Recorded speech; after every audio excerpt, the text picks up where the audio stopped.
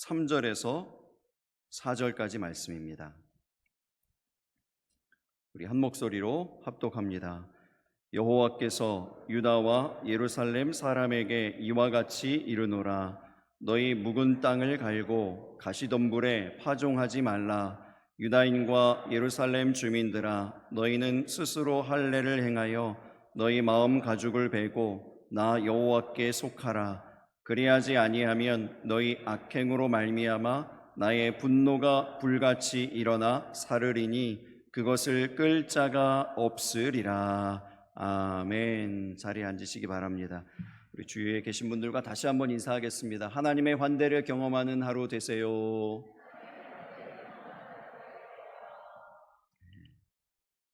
이번 토요일이면은 처서입니다. 처서는 어떤 절기인가요? 모기 주둥이와는 연관이 없는 것은 분명하고요. 머무는 처, 그러니까 멈추는 처고요. 한자로 보면. 그리고 더위 서죠. 그래서 더위가 멈추는 절기다. 그래서 처서라고 합니다. 이제 입추도 지났고 말복도 지났습니다. 그래서 더위가 이제는 좀 멈추지 않을까 생각이 드는데요. 여름에는 더위만 있는 것이 아니고 장마도 있습니다. 그래서 장마로 인하여서 눅눅해진 그 집안 살림들을 내다가 말리는 그러한 우리나라 선조들의 풍습이 있거든요. 이거 말씀 한번 드린 적이 있어요. 포쇠라고 하는 이제 풍습입니다. 이 포쇠는 말리는 겁니다. 말 그대로 말리는 거예요. 햇빛에 그리고 선선하게 불어오는 바람에 이 옷가지들도 말리고 이부자리도 말리고 또 그때 당시로서는 굉장히 소중한 그러한 책들, 이런 잘 보존해야 될 그 책들, 역사적인 기록들 이런 것들도 내다가 말리는 이러한 일이 이제 포쇠입니다. 이 일을 얼마나 중요하게 생각했는가 하면 포쇠 별감이라고 하는 그 관청도 따로 두고 관리도 따로 두었다고 합니다. 굉장히 중요하게 여긴 것이죠. 왜 이렇게 중요하게 생각했는가 하면 옷이든지 책이든지 어떤 습기가 들어가면 곰팡이가 생기면 문제가 커지기 때문에 그래요. 이것을 완전히 버리게 되어질 수도 있기 때문에 그렇습니다. 제가 언젠가 이제 손에 든 것이 많아가지고 성경책이 이렇게 있었는데 그 성경책을 차에 타기 전에 차 위에다가 이렇게 올려놨어요. 그리고 잊어버렸습니다. 이 차가 바깥에 세워져 있었는데 밤새 비가 왔어요. 그래서 이제 그 다음날 확인해 보니까 이가 이제 다 젖은 거죠. 이 굉장히 소중한 성경책인데 손때 묻고 이 안에 메모도 잘 되어 있고 밑줄도 되어 있고 이 굉장히 소중한 성경책인데 이게 젖어 있으니까 어떻게 될까요? 이거를 어떻게든지 막 드라이로 말리고 펴고 막 어떻게든 살려보려고 엄청 애를 썼던 그런 기억이 있습니다. 습기에 젖어서 우글쭈글하게 되면 안 되는, 곰팡이가 쓸면 안 되는 그러한 소중한 것들이 있어요. 어떤 옷도 있을 수 있고요. 어떤 책이 될 수도 있습니다. 이러한 것들을 이제 지켜내기 위한 우리 선조들의 성실함과 삶의 지혜가 바로 포쇠입니다. 이제는 더 이상 우리 주변에서 이 포쇠를 볼 수가 없지만 이 처서의 절기에 소중한 것들을 지켜내려고 애썼던 그 마음, 그 태도, 그 열심을 우리의 신앙에 연결시켜서 한번 생각해 보면 어떨까 합니다. 하나님께서 우리에게 주신 그 거룩한 세마포의 옷이 있잖아요. 예수 그리스도의 옷이 있습니다. 그 옷이 혹 눅눅해지거나 곰팡이가 쓸거나 구겨져 있거나 이런 것은 아닌지 한번 돌아보실 수 있기를 바랍니다. 하나님께서 우리에게 주신 하나님의 귀한 말씀이 있잖아요. 그 말씀이 우리 가운데 정말 잘 보존되어 있습니까? 누가복음 21장 34절에 이런 말씀이 있습니다. 너희는 스스로 조심하라. 그렇지 않으면 방탕함과 술 취함과 생활의 염려로 마음이 둔하여지고 뜻밖의 그날이 덫과 같이 너희에게 임하리라. 무엇으로 마음이 둔해진다고요? 방탕함과 술 취함과 그리고 생활의 염려로 마음이 둔해진다고 했습니다. 여러분, 비가 내리는 것처럼 비가 내리면 우산을 써도 어딘가는 젖게 되어지고 습기로 인해서 눅눅해지는 것처럼 생활을 하다 보면 염려가 들어옵니다. 생활로 인한 염려들이 있어요. 근데 그러한 염려들로 인해서 어떻게 된다고요? 마음이 둔해집니다. 마음이 둔해지는 것, 그것으로 끝나는 것이 아니고 뜻밖의 그날이 덫과 같이 임하게 된다고요. 하나님께서 임하시는 그날이 덫과 같이 되어진다는 것입니다. 여러분, 그래서 우리의 마음만 둔해지는 것이 아니고 우리 마음에 습기가 차면 신앙도 둔해지고 믿음도 둔해져서 하나님의 어떤 일들이, 하나님의 역사들이 분별되지 않고 깨달아지지 않게 된다는 것입니다. 하나님의 날, 하나님의 그 우리에게 오심, 그것이 덫과 같이 임하는 것이 아니라 기쁨과 영광 가운데 우리 주님을 맞이할 수 있는 저와 여러분이 되시기를 예수님 이름으로 축복합니다. 우리가 이사야에 이어서 예레미야서의 말씀을 보고 있는데요, 이 시대적인 배경을 보면은 바로 이 백성들이 덫과 같이 주님의 날이 임하는 것을 보고서도 그 마음이 무뎌져서 깨닫지 못하는 가운데 있는 이러한 모습을 계속 보여주는 것이죠. 이사야의 활동의 시기는 유다 왕국의 마지막 5 왕이 재위했던 그러한 시대입니다. 그래서 마지막 5 왕이라고 하는 것은 이제 유다 왕국의 멸망을 본 것이죠. 그 멸망하는 그때까지, 이제 주전 586년 그 멸망의 그 시기까지 예레미야가 눈물을 흘리면서 주의 말씀을 대언했던 이런 기록들이 이제 예레미야의 말씀입니다.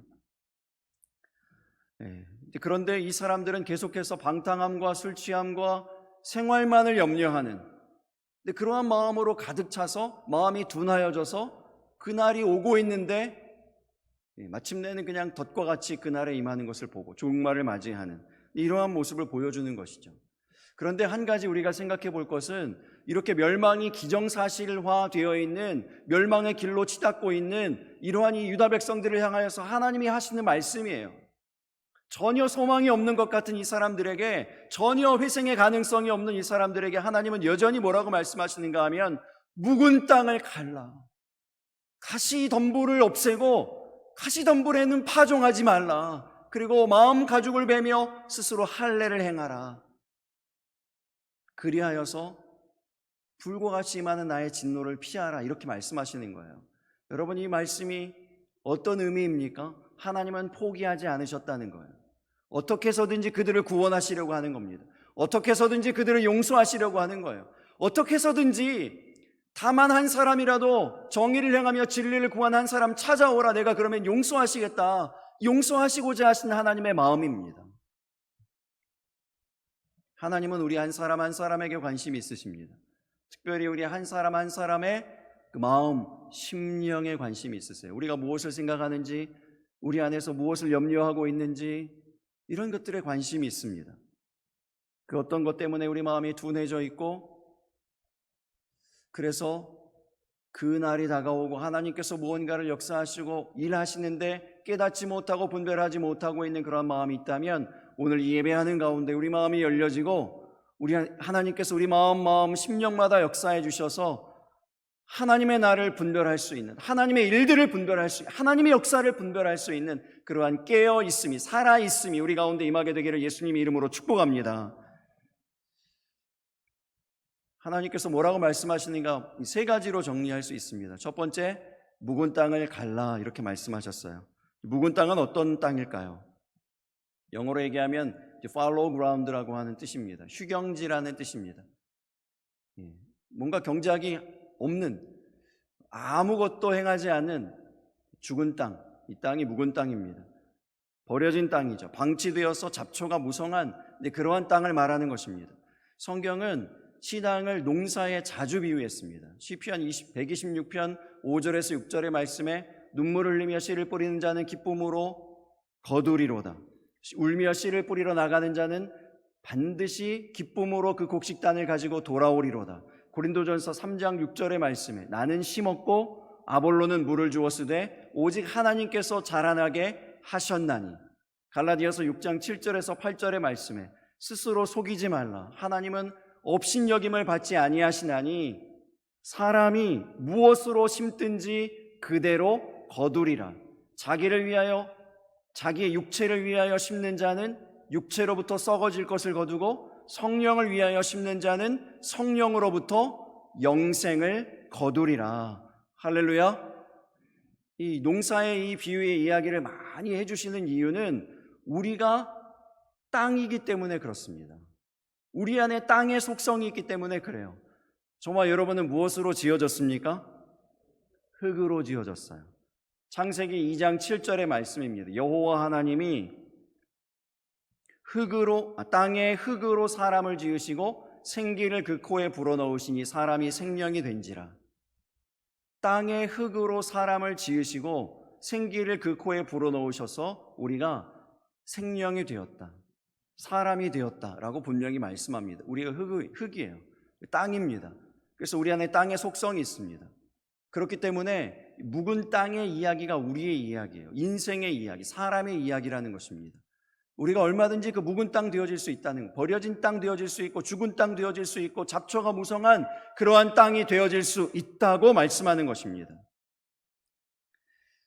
지난 주간 1박 2일 동안 서울을 다녀왔는데요. 그 서울에 이제 살고 계시는 그 친척분을 이제 만나서 교제하는데 그 동서 형님이에요. 동서 형님, 이제 장로님, 또 우리 부부가 권사님 부부신데 그 장로님이 이제 운전하시는 차를 타고 식사를 하고 또 차를 마시고 이렇게 하는데 그 서울인데도요, 거리마다 이제 분위기가 달라요. 아주 서울 도심 한복판입니다. 근데 거기를 이제 지났는데 그 장로님이 운전하시면서 그러시는 거예요. 아, 여기는 세월이 지났는데도 뭐 바뀐 게 없네. 그 예전 모습 그대로네. 그냥 그 낡은 건물 그대로 있는 거예요. 그 모습 그대로가 있는 거죠. 그러면 그런 얘기를 이제 혼잣말 비슷하게 하시면서 지나가요. 근데 그 거리를 지나가서 또 다른 거리로 이렇게 접어드니까 이제는 분위기가 완전히 달라졌습니다. 그 거리는 이제 낡은 건물들은 다 부서지고 새로운 건물들이 쫙 올라가 있고요. 지금도 이제 그 공사가 한창이에요. 재건축, 재개발이 한참 진행 중입니다. 여러분, 우리의 심령의 재개발, 우리의 그 신앙의 재건축이 늘 일어나게 되기를 예수님 이름으로 축복합니다. 물론 지켜져야 되는, 보존돼야 되는 중요한 가치들도 있어요. 잘 하고 계시는 것들도 있습니다. 이런 것들도 잘 보존되고 지켜져야 되죠. 어제 우리 유초동부 그 여름 성경학교 하는데 학부모님들이 이제 수고하신다고 교회에 오셔서 밥을 해주셨어요. 밥이 맛있었습니다.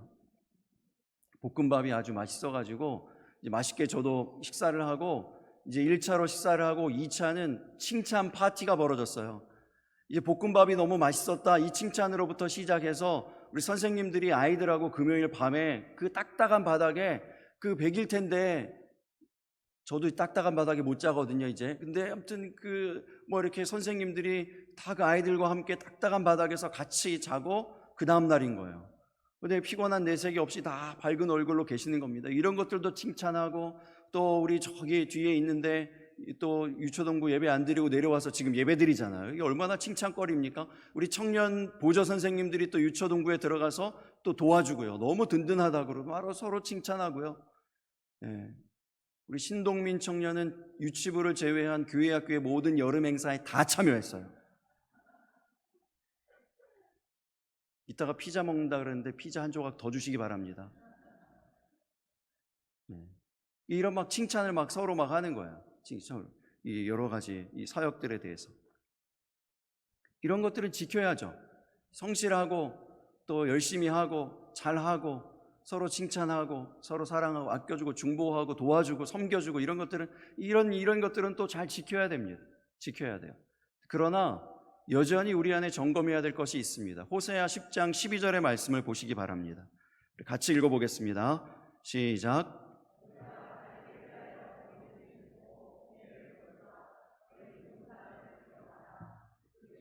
여호와를 찾을 때니 마침내 여호와께서 오사 공의를 비처럼 너희에게 내리시리라. 공의를 심고 인애를 거두는 일과 동시에 함께 해야 되는 일, 묵은 땅을 기경하라는 것입니다. 두 가지가 더 동격이에요 지금.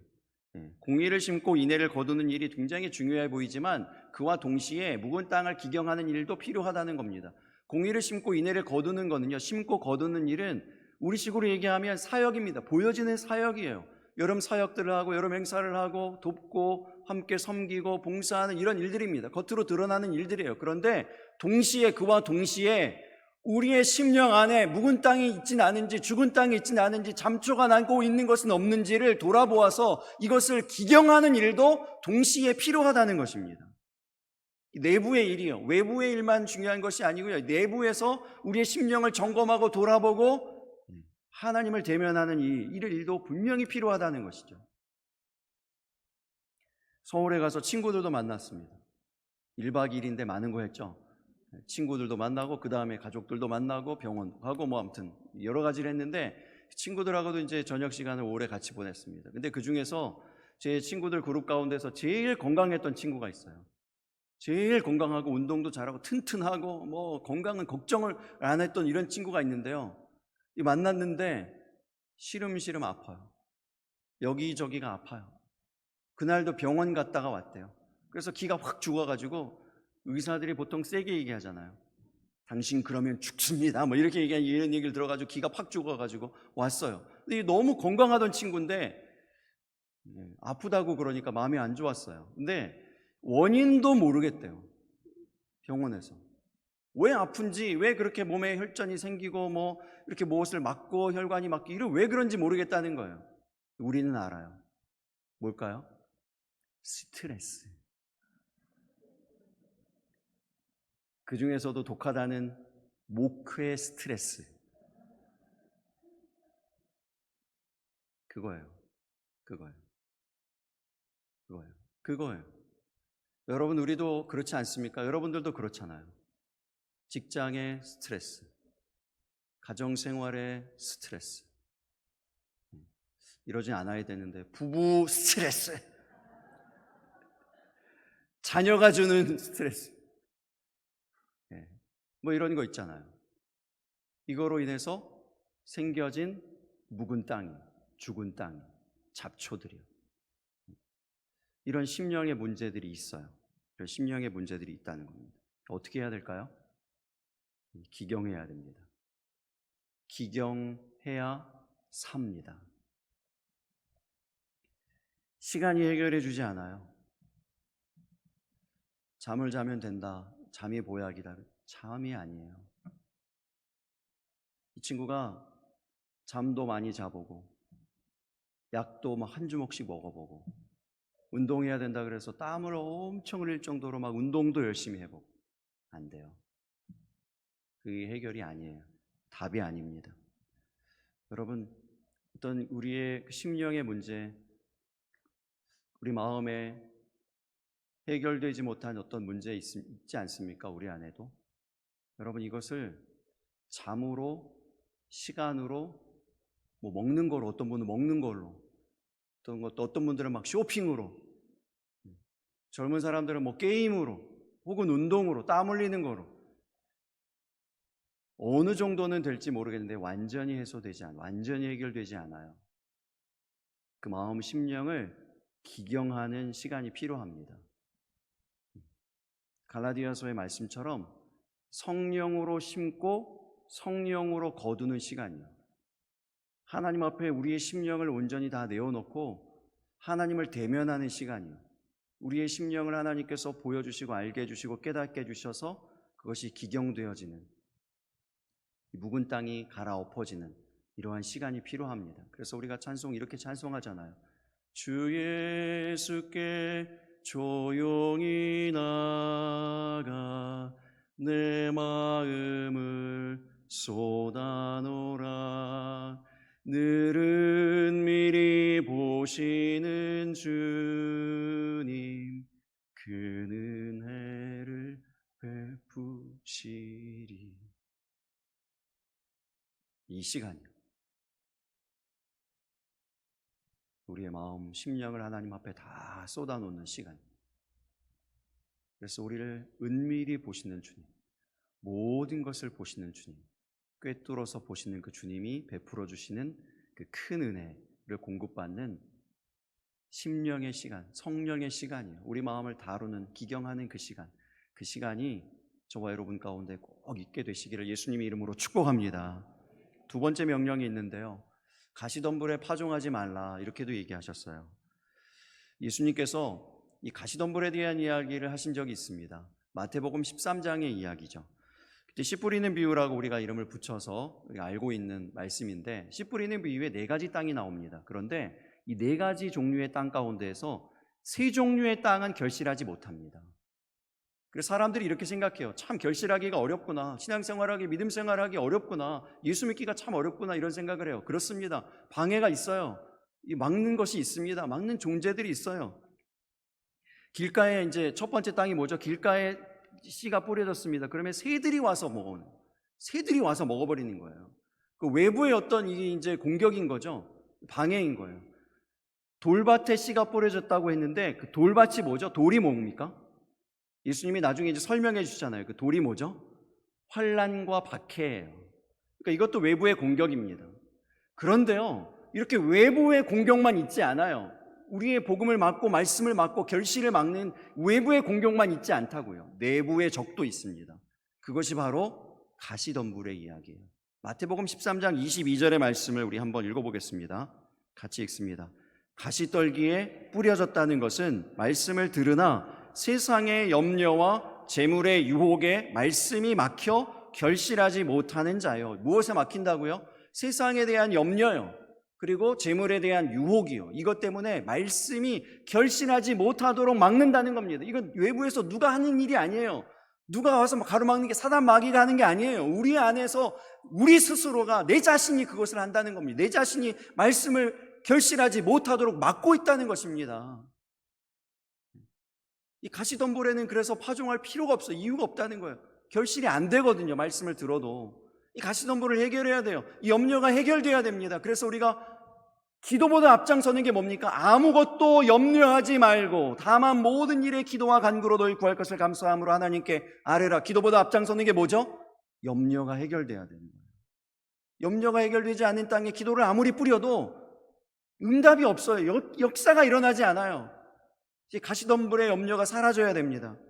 성공이 아니라 성경입니다라는 책을 보았는데 그 책에 이제 이야기가 나옵니다. 그 책의 저자가 목사님이에요. 젊은 목사님입니다. 교회를 개척했어요. 개척할 곳이 없어가지고 그 적당한 장소의 카페 사장님에게 가서 물어봤습니다. 여기에 교회를 이제 일주일에 한 번, 주일에 한 번 이렇게 예배하려고 하는데 대관해 주실 수 있나요? 이 카페 사장님이 너무 마음이 좋으셔가지고 그렇게 하시라고 그래서 카페에다가 주일에 이제 한번 예배를 드리는 것으로 해서 교회를 개척했습니다. 그런데 안타깝게도 그 카페가 장사가 잘 되지 않아서 4개월 만에 문을 닫아요. 그러니까 이제 교회가 어디로 다른 곳으로 나가야 되잖아요. 주변에 어떤 상가를 이제 구하려고 이제 시세를 알아보니까 보증금이 3천만 원이에요. 보통 평균 3천만 원이 개척교회에 이제 필요한 거죠. 필요한 겁니다. 목돈입니다. 이제 개척교회예요. 여러분 얼굴이 점점 어두워지시는데 제가 이 기회를 돕자 이런 얘기를 하려고 그러는 게 아니에요. 예배를 드릴 때마다 자꾸 제가 이런 얘기를 들고 나와가지고 이런 마음이 무거워지실 수 있는데 그런 얘기를 하려고 그러는 게 아니고요. 이 교회는 감사하게 그 돈을 모았어요. 개척교회인데 참 어려운 교회인데도 그 돈을 모았습니다. 3천만 원을 모았어요. 이제 상가 얻어가지고 나가면 되잖아요. 예배당 얻어서 나가면 되잖아요. 적당한 곳에. 그런데 마침 그때 필리핀에 이제 아이들이 모여있는데 학교가 정말 필요한 곳인데 부진 땅은 다 있고 다 허가도 다 받았는데 건축할 돈이 없다는 거예요. 건축만 하면 되는데 그러면 아이들이 막 와서 학교 배우고 공부하고 예수님을 만나고 할 수 있는데 이 건축할 돈이 없다는 얘기를 듣는 거예요. 건축비가 2천만 원이래요. 상가 얻을 보증금은 3천만 원은 돼야 돼요. 근데 이 얘기를 들었어요. 여러분 같으면 어떻게 하시겠습니까? 이 교회가 어떻게 했을까요? 이 개척교회가 어떻게 했을까요? 개척한 지 1년도 안 된 이 교회가요 2천만 원을 보냅니다. 선교지로 보내요. 2천만 원을. 모든 염려를 뒤로 하고 이제 뒤에 일어날 일들을 그 모든 염려를 근심을 불안을 이 걱정을 다 뒤로 하고 하나님 말씀에 온전히 순종합니다. 순종이 가장 좋은 길임을 믿으시기 바랍니다. 어떻게 됐을까요? 여러분 결론이 뻔하죠? 3천만 원짜리보다 훨씬 더 좋은 예배당을 하나님이 주셨음을 믿으시기 바랍니다. 3천만 원짜리보다 더 넓고요. 더 조건이 좋은 것이 사진이 너무 빨리 나왔는데 이제 여기 장소긴 한데요. 이 장소긴 한데 이 사장님이 이제 이 장소를 빌려줬어요. 여기 건물의 지하 1층이에요. 이렇게 빌려줬는데 이 사장님이 그 건물 주인이 교회 집사님이시랍니다. 이 장소를 이제 놓고 기도했다는 거예요. 여기 교회가 들어왔으면 좋겠습니다. 그런데 마침 교회가 구하러 온 거예요. 그리고 우리는 가지고 있는 돈이 이제 2천만 원 줬으니까 얼마 남았습니까? 1,000만 원밖에 없어요. 1,000만 원밖에 없습니다. 원래 생각했던 보증금보다 훨씬 더 작은 거죠. 그렇습니다. 그런데 이제 기도했잖아요. 들어오세요. 그리고 들어오고 나서 이 교회가 왜 1,000만 원밖에 없는가 이렇게 얘기를 들어보니까 이 구구절절 이런 은혜로운 사연이 있잖아요. 이 얘기를 들으니까 이 건물 주인이요 가만히 있을 수가 없어요. 월세를 안 받겠습니다. 그래서 이 교회 지금의 모습이에요. 지금 사진. 봤죠? 젊은이들이에요. 다. 젊은 부부들이에요. 웃는 얼굴로 앉아 있습니다.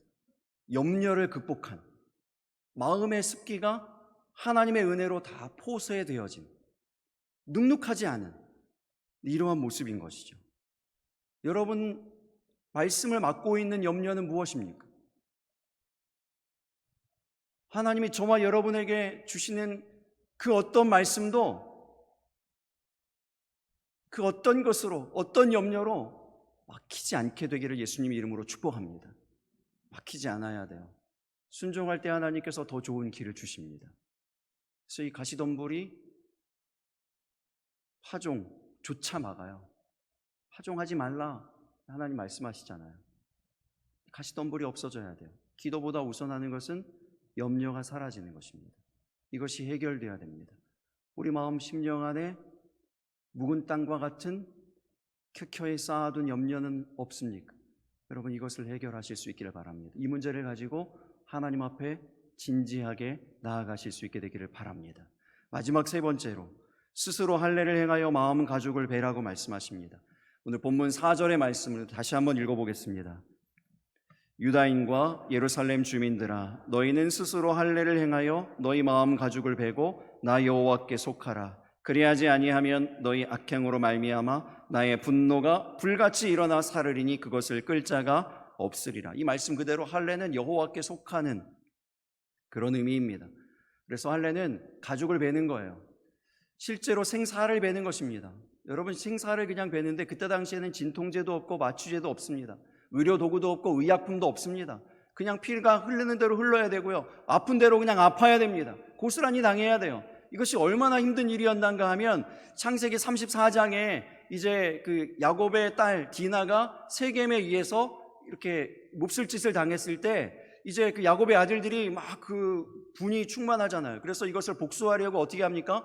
세겜더러 우리가 할례 받지 않은 사람들하고 같이 가족이 될 수 없으니 할례를 너희들 받으라 속인 거예요. 계략을 쓴 거죠. 그래서 그 세겜에 있는 그 남자들이 다 할례를 받습니다. 할례를 받고 3일이 지났어요. 3일째에 시므온과 레위가 칼을 차고 세겜성에 나타납니다. 딱 두 사람이에요.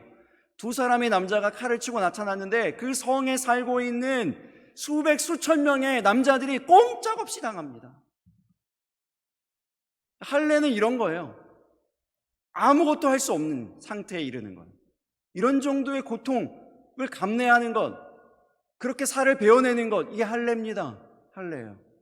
육체의 할례뿐만이 아니고 그런 정도로, 그러한 강도로 마음의 할례를 행하라는 거예요. 마음 가죽을 베고 스스로 할례를 행하라, 이런 얘기입니다.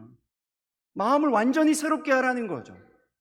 그래서 신명기의 말씀에도 신명기 16절에 보면 이렇게 얘기했어요. 너희는 마음의 할례를 행하고 다시는 목을 곧게 하지 말라. 이미 주어져 있는 명령이에요. 이스라엘 백성들, 광야의 이스라엘 백성들에게도 주어져 있는 명령이에요. 육체의 할례만 행할 것이 아니라, 겉으로 보여지는 것만 그럴듯하게 하는 것이 아니라 마음의 할례가 중요하다. 마음의 할례도 행하라, 이렇게 얘기하셨다고요. 예레미야 이제 뒤로 넘어가면 5장에 보면 그 아까 말씀드렸던 하나님의 그 절절한 그 구하심이요, 절절한 그 찾으심이요, 거리에 나아가서 제발 단 한 사람이라도 정의를 행하고 진리를 구하는 단 한 사람이라도 제발 찾아와라. 그러면 내가 너희를 용서하겠다. 이런 정말 이 절절한 그 하나님의 찾음, 하나님의 구하심, 이게 나오죠. 그런데 왜 한 사람도 못 찾는지 아세요? 그 다음 2절에 보면은 이렇게 나와요. 그들이 다 행하는 것이 거짓이라고요. 겉으로는 다 예배를 드려요. 우리 이사야서 말씀드릴 때 했죠. 예레미야 때도 똑같습니다. 딱 겉으로는 예배를 드리고 월삭을 지키고 절기를 지키고 안식일을 지키고 제물들을 다 제대로 드리고 다 해요. 겉으로는 다 하는데 속은 그렇지 않은 거예요. 속이 거짓이에요. 거짓이에요. 묵은 땅이 있어요. 죽은 땅이 있어요. 잡초난 땅이 있다고요. 해결하지 않은 심령의 문제들이 있다는 것입니다. 이거 해결해야 돼요. 이거 해결하라고 했습니다. 거기에 살 길이 있다는 것입니다. 그 말씀을 하고 계시는 거예요. 신명기 10장 16절 이후에 17절의 말씀에도 보면 하나님은 사람을 외모로 보시지 않는다 이런 얘기를 하세요. 겉모습만 보시지 않는다는 것이죠. 속사람을 보십니다. 속사람을 보시는 거예요. 여러분, 우리의 속사람은 어떠합니까? 우리에게 입혀져 있는 예수 그리스도의 그 세마포 옷, 예수 그리스도의 옷은 어떠합니까? 그 상태는 어떠합니까? 우리를 부르신 하나님의 그 말씀의 그 상태는 어떠합니까? 묵은 땅을 기경해야 됩니다. 가시덤불에 파종하지 말라고도 말씀하셨어요. 마음가죽을 베어야 됩니다. 마음가죽을 벤다는 것은 다른 의미로 목을 곧게 하지 말라는 의미이기도 해요. 기초반 수료증을 이제 드렸잖아요. 빠뜨리신 그 강의가 하나 넘어가면 수료증 안 드립니다. 그래서 42명이에요. 그래서 참여하신 분은 훨씬 많은데 반지를 받아가신 분도 훨씬 많아요. 근데 이제 수료증은 엄격하게 한 번 결석하신 분까지만 드리도록 하겠습니다. 그래서 앞으로도 내가 보충했습니다, 목사님 제가 이거 강의 들었습니다라고 보충했습니다라는 과제를 내주시면 수료증을 계속 드리겠습니다. 앞으로도. 오늘은 이렇게 42분에게만 드리지만 계속 드리겠습니다. 숙제를 이렇게 받았는데요. 이제 필독서 2권도 있었습니다. 근데 필독서 2권에 대한 감상문도 짧게라도 내주십사 했는데 어떻게 됐을까요? 내주신 분이 있었어요. 그래서 그분들에게 이제 제가 양해를 구하고, 두 분에게 제가 양해를 구하고 이렇게 좀 일부를 소개해드리려고 그럽니다. 제가 이 감상문 읽다가 회개했어요. 뭘 회개했냐면, 제가 이 설교를 할 게 아니라 이 설교를 줄이고 이분들 간증을 들었어야 되는데, 그런 생각이 들 정도로 너무 감동이 됐습니다. 이런 얘기예요. 나의 빛, 진정한 친구, 참된 위로자 되시는 하나님과의 시간은 늘 행복한 시간이다. 거룩한 기름 부으심은 늘 필요하다. 나의 능력으로는 되지 않는다는 것을 알기에 겸손하게 두 손 모아 하나님 앞으로 나아간다. 여러분, 이게 할례의 의미예요. 할례를 받으면 아무것도 할 수 없다고요. 아무 일도 할 수 없다고요. 그래서 길갈에서 여호수아가 이스라엘 백성들 40년 광야 생활 가운데 있어서 할례를 받지 못했던 그 사람들에게 이제 부싯돌을 갈아가지고 칼로 만들어서 할례를 행했을 때 아무것도 하지 못했거든요. 그때는 사방의 적들이 우르르 할 때예요. 그 의미가 뭐냐면, 하나님이 그 명령을 하셨을 때에는 하나님이 책임지신다는 겁니다. 사방의 적들로부터 그들을 완벽하게 보호해 주신다는 거예요. 길갈의 의미는 굴러가다는 의미예요. 그래서 길갈이라고 이름을 정했는데, 그게 뭐냐면 애굽의 수치를 굴러가게 하셨다는 겁니다. 애굽의 수치를 누가 굴리십니까? 남자들은 다 힘을 못 쓰고 있는데요. 하나님이 굴르셨다는 거예요. 하나님이 하신다는 겁니다. 이런 일들을 고백하신 거예요. 나의 능력으로는 되지 않는다는 것을 알기에 겸손하게 두 손 모아 하나님 앞으로 나아가. 또 다른 집사님 이렇게 얘기해요. 기도가 우리가 할 수 있는 가장 큰 일이라고 한다. 나도 기도의 사람이 되어 보기로 했다. 제가 이 부분을 읽다가 이 부분인데 눈물이 막 쏟아지는 거예요. 왜냐하면 이게 결실 아닙니까? 이게 결실이에요. 이게 순종이잖아요. 그리고 정말 기도를 하시는 거예요. 기도의 자리에 나오시는 거예요. 그리고 이어서 이렇게 쓰셨어요. 하나님은 나를 어떻게 사용하실까? 참 감사했습니다. 하나님께서 이 마지막 시대에 어떤 사람을 들어 사용하실까요? 어떤 사람을 정말 쓰실까요? 어떤 사람이 하나님의 쓰임에 합당할까요? 이 감상문 중에 이런 문장도 있어요. 마음에서 나오지 아니한 것은 결코 마음에 이를 수 없으며, 살아있는 양심에서 나오지 아니한 것은 결코 양심을 끌을 수 없다. 물론 이게 그분의 글은 아니지만 인용한 것이지만요, 여러분 정말 생각해 보세요. 다시 되새겨 보세요. 마음에서 나오지 아니한 것은 결코 마음에 이를 수 없다. 또 다른 사람의 마음에 이를 수 없다고요. 살아있는 양심에서 나오지 아니한 것은 결코 양심을 꿰뚫을 수 없다고요. 이제 기도의 능력이라고 하는 이 책을 이제 꼭 읽으셨으면 해가지고 필독서로 드렸는데요. 저는 이 기도의 능력이라는 이 책을 읽으면서 그 지금 말씀드린 이 마음의 기경이 일어나는 거예요. 마음을 후벼 파는 거죠. 제 안에 있었던 묵은 땅들, 죽은 땅들이 막 깨달아지는 거예요. 기도하지 못했던 순간들, 기도하지 못했던 그 자리들, 그 사역들, 이런 것들이 막 다 떠오르는 거예요. 막 기경되는 거예요. 하나님이 주목하시는 것은 우리 마음입니다.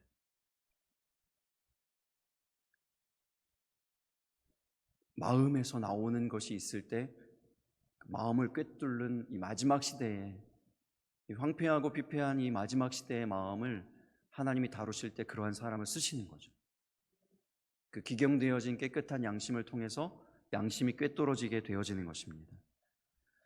여러분, 우리 마음에 소낙비가 내린 것처럼 축 처져 있는, 치료되지 못하고 여전히 상처 입은 그러한 마음, 그러한 심령이 있습니까? 한낮의 광명과 같은 주님의 빛 가운데에서 우리 마음 심령이 다 포쇄 되어지실 수 있기를 바랍니다. 그래서 마음의 발과 발목에 새 힘이 임하게 되기를 바랍니다. 그래서 일어나게 되기를 바랍니다. 걷게 되기를 바랍니다. 뛰게 되기를 바랍니다. 하늘로 높이 빗상하는, 우리 각자의 침상을 들고 walk home, 걸어가는, 걸음이 회복되는, 우리의 돌아가는 그 집이 회복되고 가정이 회복되어지는 그 은혜가 우리 가운데 임하게 되기를 예수님의 이름으로 축복합니다. 우리 함께 찬양하며 기도하겠습니다. 청년부 수련회에서 제 청년들을 만나고 같이 식사하고요, 차를 마시러 갔어요. 커피 마시러 갔습니다. 근데